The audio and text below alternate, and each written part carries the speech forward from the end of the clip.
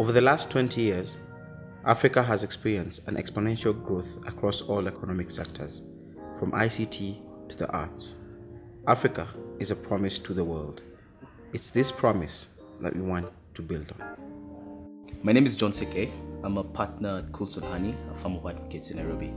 I head the intellectual property department of the firm, and my daily activities involve advising clients on various aspects of intellectual property protection and enforcement, and at the back of it, commercialization. Intellectual property is divided into a number of different classes. You have trademarks, which deals with brands. You have copyright, which deals with creations of the mind. You have patents, which deal with science and technology innovation. And you've got industrial design rights, which deal with three-dimensional forms and protection of the same. Area in which I feel that there's a lot coming out of in terms of Kenya is in the area with respect to copyright, where you have a lot of developers coming up with a lot of intellectual property assets that need protection in this country. And the key issues that they need to be aware of whenever they develop or create assets which would be protected under this regime of copyright is that the work needs to be original and a creation of their own and eligible for copyright protection in the sense that there's been sufficient effort and effort involved in the creation of that particular work. My name is Maura Kirore. I'm the creative director and founder of Planet Rakas, a game development company. Some of the games that we're best known for are Ma3 Racer and Ma3 Racer 1.5. I've been a developer or game designer since 2010. Started this as a hobby and really became passionate about it. Our first title, Ma3 Racer, did really well on the Nokia platform. It's gone on to be downloaded over 1 million times worldwide, because the whole idea behind our company is to create content that's told from an African perspective. So we decided the easiest entry point was to pick a popular genre like racing games and then put our own spin on it. One of the things we learned about during this whole experience is the importance of protecting your IP. One of the things we did early on while we were creating the game itself, we trademarked all and copyrighted all of our ideas.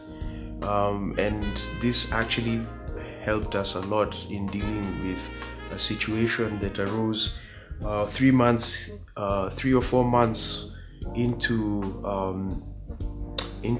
once we launched the game.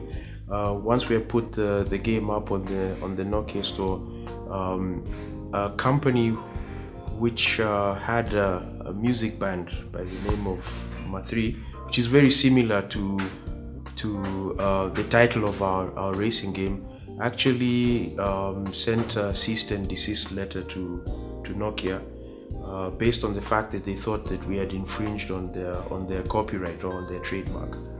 Luckily for us, we had a good IP lawyer, and in her explanation of the whole situation to Nokia, she was able to prove that our particular IP had been trademarked in a different class from theirs and there was no similarity. Why this is important is because as much as creating the games and creating great content is very important, it was a good lesson for us in terms of protecting your intellectual property. So my name is Tony Domo. I am the founder of Kitab. The company currently has a new CEO. I was CEO until about a week ago, which is nice. And what Kitab does generally is we're in textbook digitization and distribution. We are about accessing information for people who don't necessarily have the money to buy textbooks in bulk, which is most users. I've been doing this, so this company has existed for 2 years, 2.5 years or so. My father and I are the ones who started the company. The idea behind it was how to find affordable solutions to accessing textbook and learning content for children, specifically in low-income areas, that uses technology but is not heavily reliant on a particular type of technology. The idea behind it was very simple. How do we take technology that already exists and turn it into technology that can be applied in education? And the answer was dongles, very simple dongles. And finding a way to store information that can then be put into the dongles, and finding a way to use the mobile cellular providers in Kenya, who are very, very good providers, to see how we can be able to find a payment system that works, at the same time allowing users to be able to acquire content in bite-sized chunks. And that's what Kitab was done. We generally allow users to rent content per hour, per day, per week, per month, or per school term, and we allow them to rent a chapter, a page, or an entire book for whatever amount of time they can afford. And that, in a nutshell, is Kitab. I'm not a developer. People think that I am, but I'm not a developer. I'm an innovation architect, which basically means I create the innovation, I work around the infrastructure and the framework of the innovation, and then I find software developers to build a company for me or to build the application for me.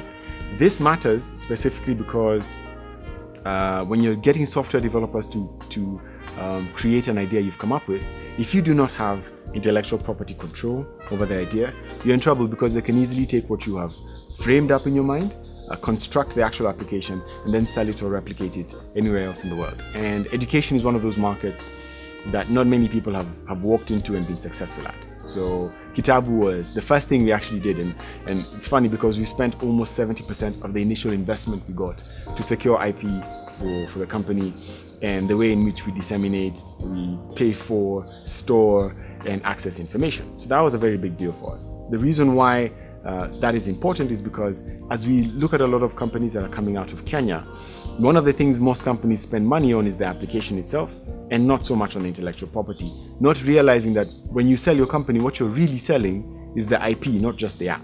You're selling more than just the functionality of the app, which can be replicated very quickly. It's the intellectual property that you're selling or that you own. So what we did was we found a very capable lawyer, gave him quite a bit of money, and told him, go to Kipi and get our application registered, not just for Kenya, but for Kenya, for China, and for the US. So that cost quite a bit of money for us, and we're still paying for it as we go. But fortunately, we've been able to register with Kipi, we've been able to register with WIPO as well, and we've been able to start the process of registering in other parts of the world as well, because we don't want Kitab to be a local application, we want it to go Africa-wide, and then hopefully want it to become a developing nation application. So we went seeking information on IP and how to protect ourselves from companies in Kenya, but also companies abroad. So those are the things that we did. We sought it out, we found advice, we found the best people in the market.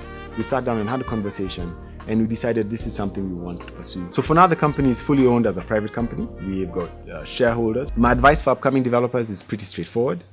The first thing you need to protect is your idea. It's not a company.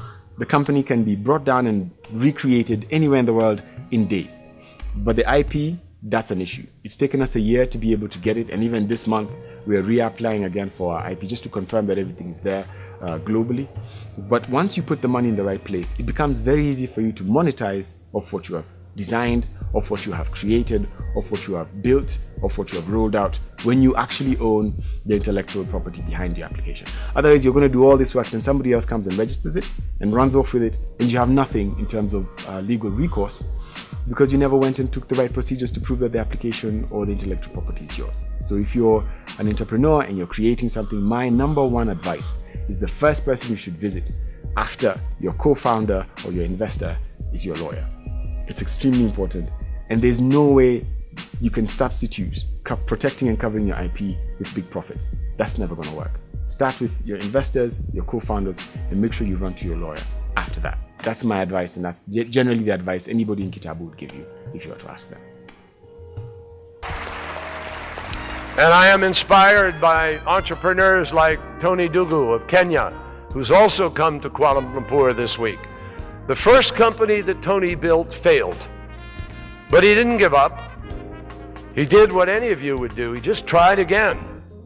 And Tony's latest innovation lets students rent textbooks electronically, a book at a time, a chapter at a time, or even a page at a time. And by making textbooks more affordable, he gives lower income students a chance to learn that they might not otherwise ever have had. But that's not his only motivation, my friends. Tony is dyslexic. And when he was a student, he had to listen to cassette tapes of audio books. So Tony's dream is to lower all kinds of barriers to education in the developing world.